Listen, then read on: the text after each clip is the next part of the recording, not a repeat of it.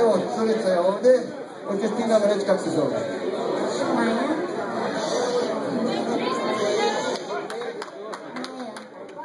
Maja je ovdje, ona ide u partizanansku pjesmu školu i ona će otpjevati prvu pjesmu, ajme recitirati, jel?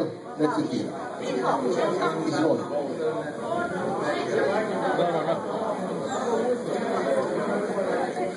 Pjesma o domovini. Domovina je rijeka i ptica u letu, tvrdi kamen i leptir na cvijetu.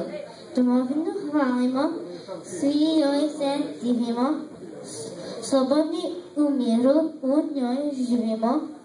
Volim domovinu srcem svim, s njom se radujem i za nju volim.